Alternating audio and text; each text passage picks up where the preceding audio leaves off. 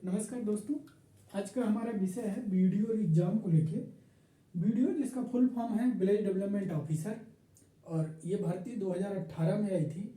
और एक बार जो यूपी ट्रिपल एस सी आयोग है इसके द्वारा इसकी भर्ती प्रक्रिया को जो है इसकी परीक्षा को संपन्न कराया गया, लेकिन करप्शन की वजह से जो है इसकी परीक्षा को रद्द कर दिया गया है और दोबारा इसकी परीक्षा आयोजित कराया जाना है यूपी ट्रिपल एस सी आयोग के द्वारा। यूपी ट्रिपल एस सी आयोग जो है गजब का आयोग है, कब सोता है कब जागता है कोई पता नहीं होता है इसका।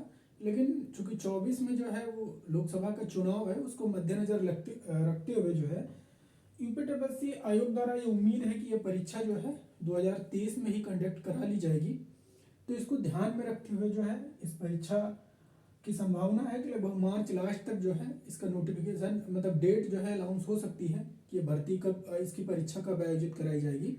लेकिन यूपी ट्रिपल एस सी जो आयोग है इसकी उदासीनता ऐसी है कि ये कैलेंडर तो जारी कर देता है, एक दो परीक्षाएं समय पे आयोजित भी करा लेगा, लेकिन जो ये कैलेंडर देता है कभी टाइम पे उसका जो है पालन खुद ही नहीं करता है कि करता हो।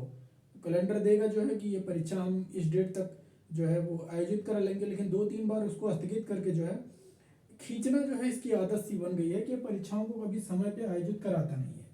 हालांकि आयोग परीक्षा कब आयोजित कराएगा ये तो हमारे हाथ में है नहीं, लेकिन हम इस उम्मीद के साथ जब अगर हम प्रतियोगी छात्र हैं कि जब भी ये परीक्षा आयोजित कराई जाए तो हम इसमें अच्छा स्कोर कर सकें, इसके लिए हमको जो है वो अपना मेहनत संघर्ष जो है वो लगातार जारी रखना है। तो इसी को लेके चर्चा करते हैं। इस वीडियो को आप अंत तक देखिएगा। तो वीडियो जो एग्जाम है इसका full form village development officer है। यूपी ट्रिपल एस सी आयोग यानी उत्तर प्रदेश अधीनस्थ चयन सेवा जो आयोग है इसके द्वारा ये भर्ती प्रक्रिया आयोजित कराई जानी है। इसकी परीक्षा जो है वो 2018 में ये भर्ती आई थी और 2019 में जो है इसकी परीक्षा आयोजित कराई गई। फिर इसमें जो है बड़े पैमाने पे करप्शन हुआ था, भ्रष्टाचार जो है व्याप्त था। तो हाई कोर्ट के द्वारा जो है इस परीक्षा को रद्द करने के लिए जो है याचिका दायर की गई, याचिका पे सुनवाई हुई। फिर आयोग को भी लगा कि ये भर्ती प्रक्रिया जो है वो गलत तरीके से एक एक लोगों के जो है 8-8 10-10 जो है 20-20 तक जो है वो उनकी जो है उत्तर पंजिका मिली है। जो एमआर सीट होती है वो एक एक लोगों की एक एक रोल नंबर की 20-20 जो है एमआर सीट मिल गई। तो इसलिए जो है इस भर्ती प्रक्रिया को रद्द किया गया, मामला कोर्ट में गया और कोर्ट ने भी माना कि ये इसमें करप्शन हुआ है और फिर ये निर्णय दिया गया कि ये दोबारा भर्ती प्रक्रिया कराई जाए। तब से इसका जो है अभी डेट एक बार हुआ था कि ये भर्ती प्रक्रिया जो है अक्टूबर नवंबर में करा ली जाएगी, लेकिन अब जनवरी आ चुका है तो अब तक ये परीक्षा नहीं कंडक्ट कराई गई है। उम्मीद है कि आने वाले दिनों में इस परीक्षा का आयोजन किया जाएगा। तो एग्जाम डेट जो है वो उम्मीद है कि लगभग मार्च जो है इसके लास्ट में इसका एग्जाम डेट अनाउंस हो सकता है कि कब होगी। तो इसी को हम ध्यान में रखते हुए, चूंकि ये आयोग कब परीक्षा कराएगा ये हमारे हाथ में नहीं होता है, तो हम उसको ना ध्यान में रख के हम अपनी तैयारी को निरंतर जारी रखेंगे कि आने वाले जब भी ये परीक्षा आयोजित कराई जाती है तो उसमें हम अच्छा जो है वो अंक प्राप्त कर सकें। अगर वीडियो परीक्षा के सिलेबस की बात किया जाए कि इसका सिलेबस क्या है और कैसे इसमें हम अच्छा अंक प्राप्त करें, तो एक बार सिलेबस को लेके देखते हैं।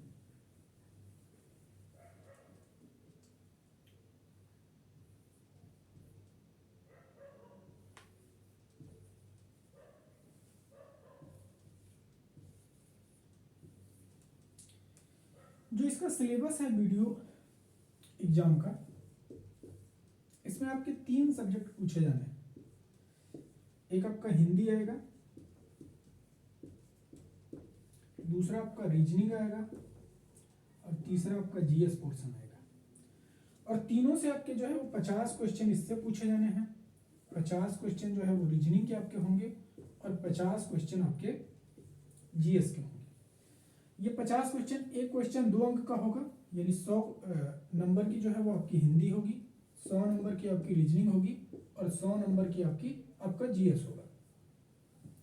बस ये परीक्षा थोड़ा सा कठिन इसलिए हो जाती है कि अन्य जो परीक्षाएं होती हैं उसमें जो माइनस मार्किंग होती है वो रेलवे में, जब आप रेलवे की परीक्षा देते हैं तो 1/3 की माइनस मार्किंग होती है, या फिर अदर कोई जैसे एसएससी का एग्जाम देते हैं तो उसमें जो नेगेटिव मार्किंग होती है वो 1/3 या 1/4 की होती है। लेकिन ये एक ऐसी भर्ती प्रक्रिया है कि जिसमें जो नेगेटिव मार्किंग है वो 1/2 की है। तो इसमें आप रिस्क नहीं ले सकते हैं कि ले सकते हैं अगर आप रिस्क लेने की कोशिश करते हैं तो आपका जो है वो मार्क कम हो जाएगा।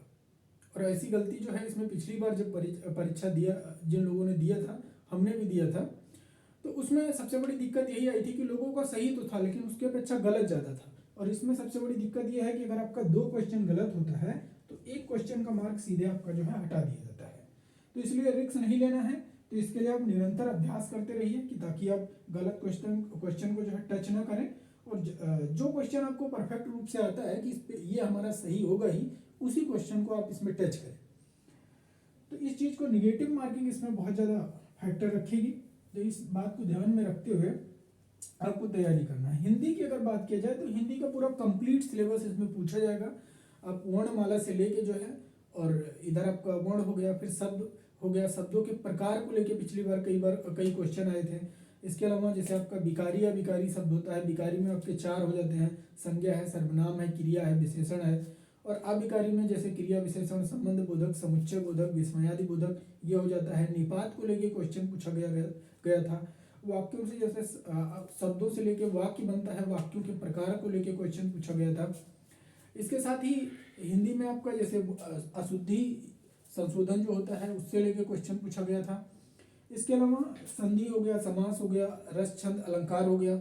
और यूपी SSS का जो फेवरेट टॉपिक है, जैसे हर बार वो पत्र को लेके क्वेश्चन बनाता है, विराम चिन्ह को लेके क्वेश्चन बनाता है।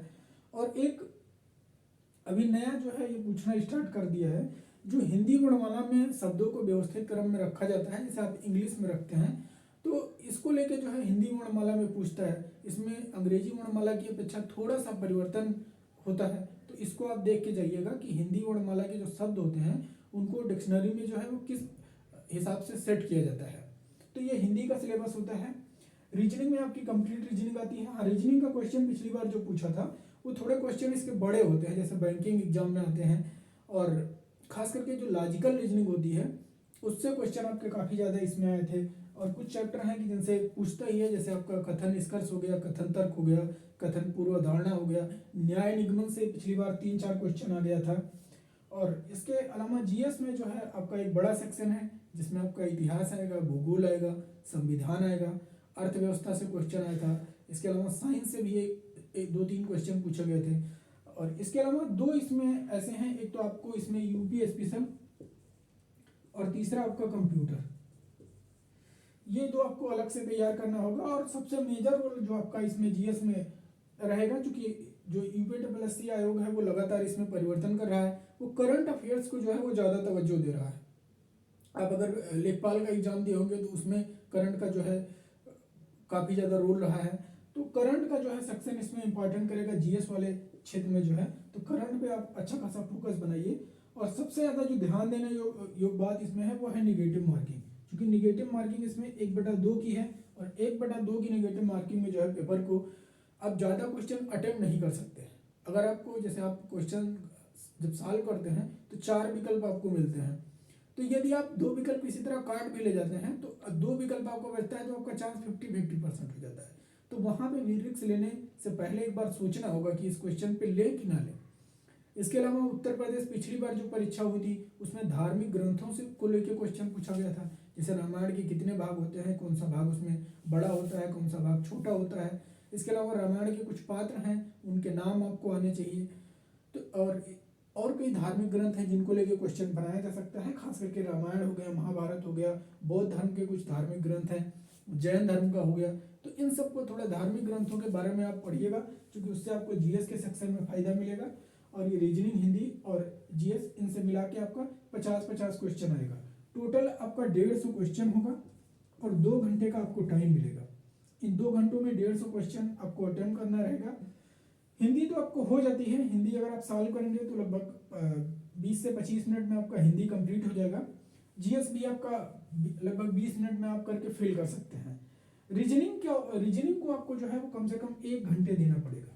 इस 1 घंटे में आप कोशिश करिएगा कि 40 से 45 क्वेश्चन अगर रीजनिंग में हम अटेम्प्ट कर ले जाते हैं तो हमारा एक अच्छा अटेम्प्ट पेपर माना जाएगा कि हमने एक अच्छा पेपर जो है सॉल्व किया है। और 150 में से अगर हमारा 130 से 135 क्वेश्चन अगर हम सॉल्व करके आते हैं और उसमें से अगर 120 या 125 क्वेश्चन हमारे सही निकल जाते हैं तो हमारा जो नाम है वो अंतिम सूची में हो सकता है, ऐसा उम्मीद काफ़ी ज़्यादा प्रबल रहेगी। तो आपको कोशिश यही करना है कि 130 से 135 क्वेश्चन तक पहुंचने की कोशिश करिएगा। और ये 130 से 135 आप जब भी पहुंच पाएंगे जब आपकी प्रैक्टिस जितना ज़्यादा रहेगी, तब आप यहाँ तक जा सकते हैं। तो उम्मीद है कि ये जानकारी आपको अच्छी लगी होगी। आप इस वीडियो को जो है लाइक करिएगा और चैनल को सब्सक्राइब करिएगा। जय हिंद।